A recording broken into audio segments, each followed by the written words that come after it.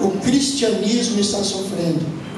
Muita gente sendo morta por fuzilamento, mulheres, homens, jovens, adolescentes e até crianças. Então, para estes, a coroa da vida está preparada. A coroa da vida está preparada. Possivelmente alguns de nós vamos enfrentar dificuldades, adversidades no nosso tempo. Em 1996 eu estava dirigindo o Parque Santos Dumont num dia de culto de ceia.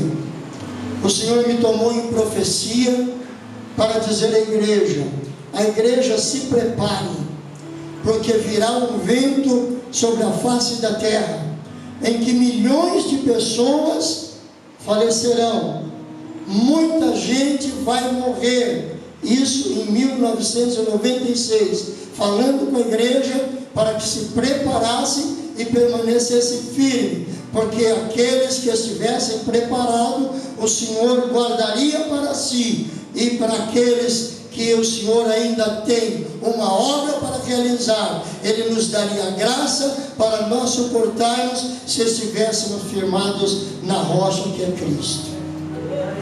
2019, dezembro de 2019, eclode o início da pandemia. Quantos milhões de pessoas faleceram ao redor do mundo? No nosso Brasil, quantos milhões de pessoas? Quantas milhares de pessoas? A palavra de Deus está se cumprindo.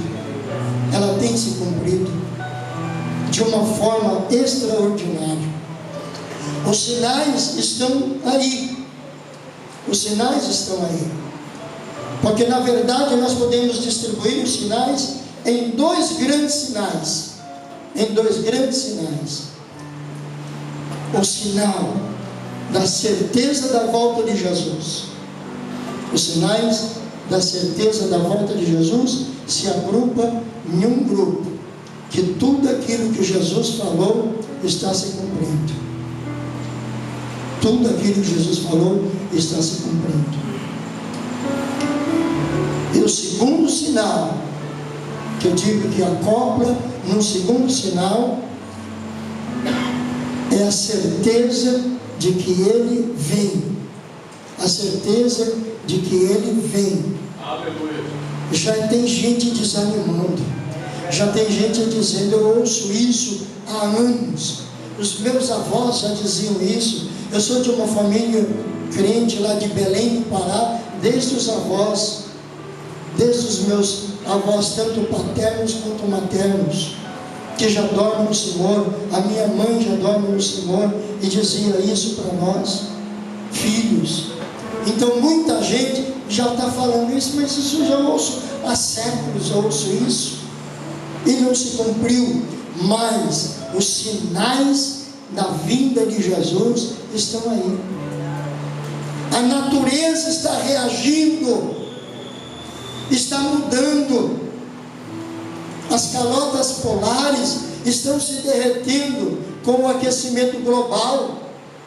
Então por isso está havendo inundações onde não havia. Está acontecendo chuvas torrenciais em lugares que não acontecia. São sinais da vinda de Jesus. Então, meus amados, as coroas já estão preparadas. As coroas já estão preparadas. Eu tenho um testemunho verídico de alguém de família, da minha família, que há muitos anos atrás foi tomado em arrebatamento, estava muito enfermo, prestes à morte, e então na madrugada ele é visitado por um ser angelical que o toca, e quando toca ele, ele sente que as dores do seu corpo desaparecem, mas na verdade as dores não tinham desaparecido, ele estava sendo arrebatado em espírito. E ele se sentindo então flutuando, aí ele olha para trás e ele vê o seu corpo estirado sobre a cama. Aí ele percebe que está sendo arrebatado, e aquele ser angelical vai levando ele às alturas, e ele é levado aos céus. E aquele ser angelical vai mostrando as delícias dali, e ele já se sente tão bem ali, tão gostoso ali, que ele já pensa: não quero mais voltar não. Glória a Deus. Aí aquele ser leva ele a um lugar e abre um compartimento, como portas de correr assim, que se abrem numa extensão enorme, e ali naquele lugar ele vê assim como que um grande capiteiro e vestes brancas, mas não é veste branca como a gente conhece não, são vestes brancas, translúcidas, brilhantes, especiais, aquele monte assim que sumia à distância, aquele monte de vestes, e ele pergunta: mas o que são estas vestes? E o anjo diz para ele: estas são as vestes que a igreja de Jesus Cristo vai receber quando chegar no céu.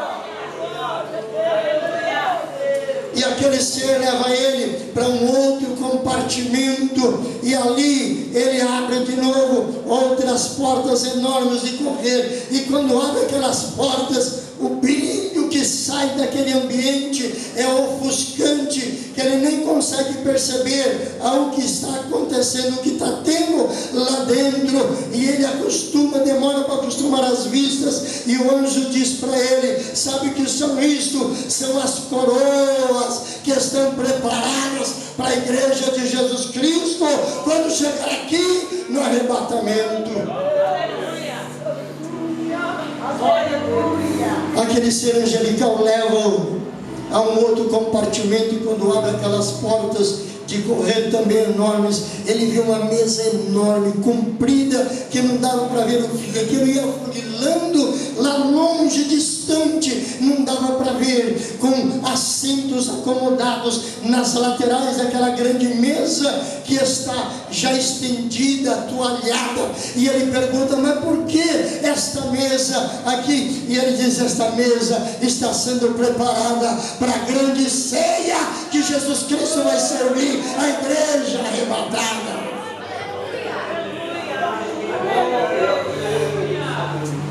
Ele já não queria mais nem sair dali, mas é aquele ser angelical vai dizer para ele: você vai voltar, você vai voltar para dar um recado para tua esposa. A esposa tinha ganhado o bebê, estava com 3, 4 meses, e ele volta. Ele estava dormindo num outro quarto, porque a enfermidade dele era contagiante. Então, para não contagiar a esposa e a criança, ele estava dormindo em outro quarto. Aí ele se levanta e bate na esposa, toca nela, e ela acorda. O que foi, meu bem? Você não está bem? Quer que eu chame um carro para te levar para o hospital? Ele disse: não se preocupa comigo, eu só preciso falar com você. E ele vai contar o arrebatamento para ela, e diz: o Senhor já me mostrou, ele vai me recolher, e ele me deixou voltar para te dar um recado, e o recado é esse: fica firme em Jesus Cristo, cria o nosso filho no temor da palavra de Deus, porque eu sei que eu vou ser recolhido, e está escrito que aqueles que dormiram no Senhor, eles ressuscitarão primeiro, mas aqueles que estiverem vivos quando da sua vinda, receberão um corpo glorioso e também serão arrebatados, e juntos subiremos ao encontro do Senhor nas nuvens. Então fica firme, minha esposa, cria o nosso filho no temor da palavra de Deus, para que naquele grande dia nós possamos subir juntos ao encontro do Senhor e desfrutar dessas delícias que eu pude ver, que são maravilhosas demais. Amados, os sinais estão se cumprindo, e nós precisamos guardar o que nós temos. Pastor, o que nós temos de precioso que Jesus nos diz para nós guardar? Abra a tua Bíblia aí, alguém, rapidinho. João capítulo 17.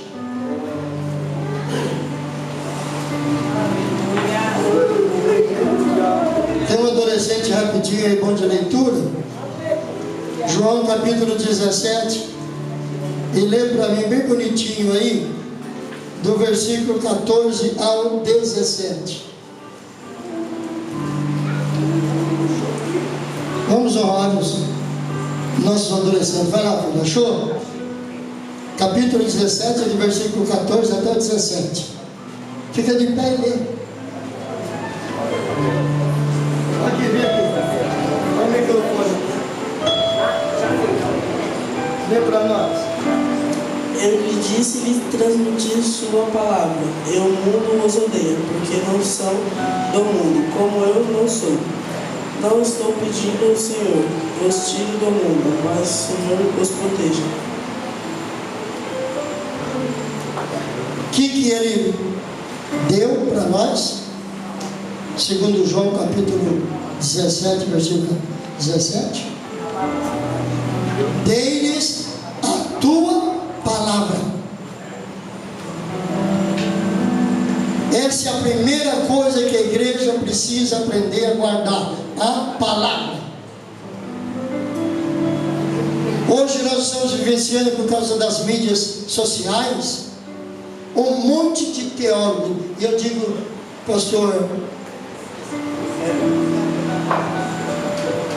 sempre esteve com a gente lá, né? E a gente sempre falava dos pseudos teólogos. Pastor Elito Marques esteve comigo um bom tempo, cidade comigo. Então apareceu um monte de doutores agora, né? Que cada um dá a sua ideia sobre a palavra. Ah não, a palavra não quis dizer bem isso que estão pregando. A palavra não muda. Deus é o mesmo ontem, hoje e eternamente. Acabou. Ele não muda. Pecado lá no começo é pecado hoje, vai ser pecado amanhã, vai ser pecado até ele vir. Não peque, guarde a palavra de Deus, senão tu perde a coroa.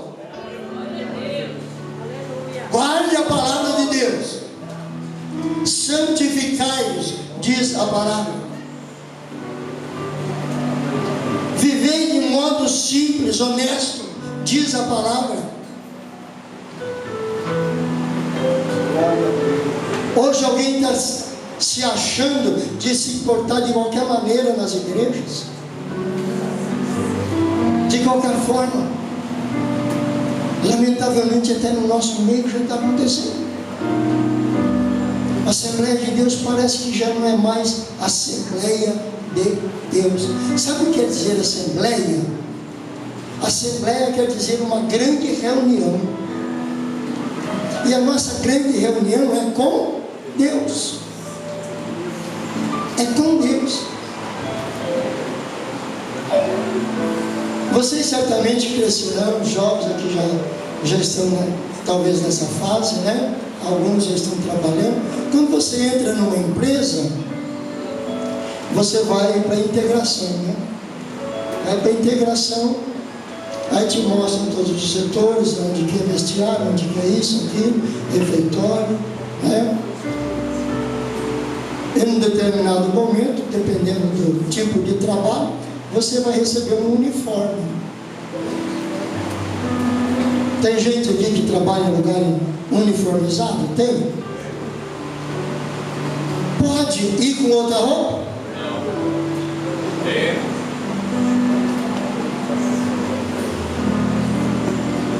Se não tiver uniforme, não passa da portaria. Perde o dia.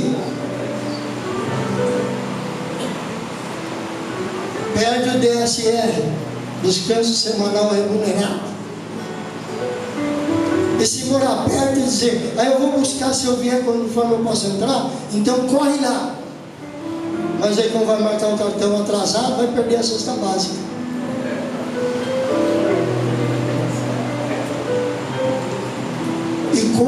nós estamos nos comportando com as nossas vestes dentro da Assembleia de Deus. A primeira coisa que precisamos guardar é a palavra. Comportamento pessoal e convivência social de respeito, respeitar a hierarquia da igreja, respeitar o líder, respeitar a liderança, respeitar a diretoria, os pastores, os presbíteros, os diáconos, a portaria, respeitar a hierarquia da igreja.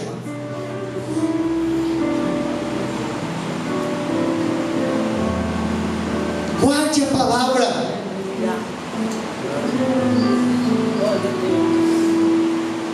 A palavra nos ensina a buscar em oração. Estamos orando. Eu não sei como está o círculo de oração. Eu tenho ido em alguns círculos de oração que não é mais círculo de oração, devia mudar para círculo de louvor.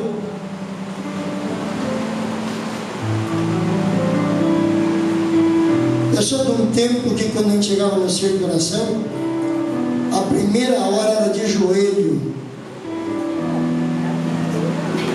Levantava-se, cantava um hino, 2 hinos, né? Uma palavra de reflexão para alguém e voltava para o joelho de novo.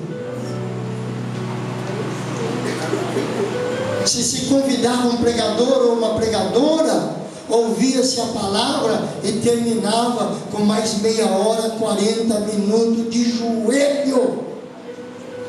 E o que acontecia? Se entrasse um endemoniado, saía liberto. Se entrasse um paralítico, saía andando. Se entrasse um cego, saía vendo. Se entrasse surdo, saía ouvindo.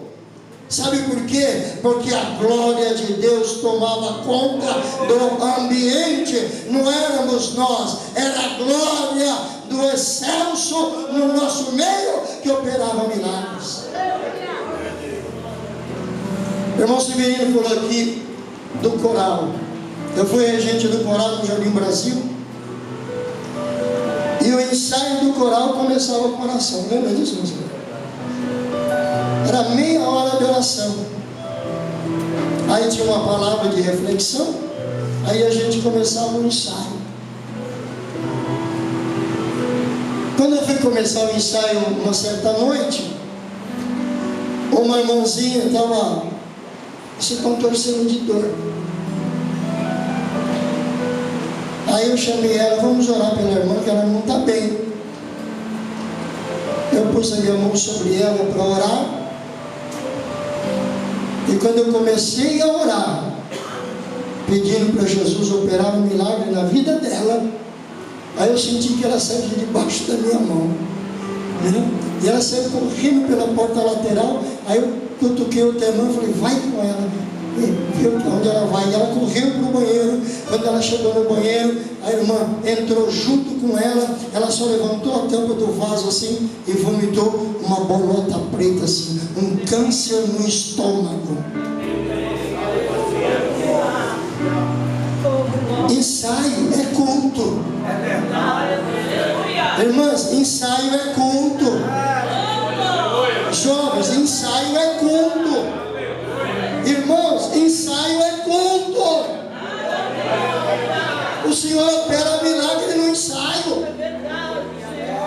Já aqui no Jardim São João, quando eu mudei para Guarulhos, estava ensaiando um coral lá também, uma noite, e a irmã chegou também enferma lá também, outra irmã enferma. Nós levantamos o coral em oração, impusemos as mãos sobre a irmã, e ela disse, irmão, a dor desapareceu. Deus não mudou, Jesus não mudou. Guardemos a palavra para não perdermos a nossa coroa de glória, a nossa coroa de justiça e nem a nossa coroa de vida. Guardemos a palavra de Deus. A segunda coisa que nós precisamos de guardar, eu estou correndo aqui para adiantar. No mesmo capítulo 17 de João, o verso 22. Quem vai ler rapidinho aí? Deixa a Bíblia aberta. 17 e 22. Quem está com a mão? Vem cá. Conversa de você. E eu dei-lhes a glória que a mim me deste, para que sejam um, como nós somos um.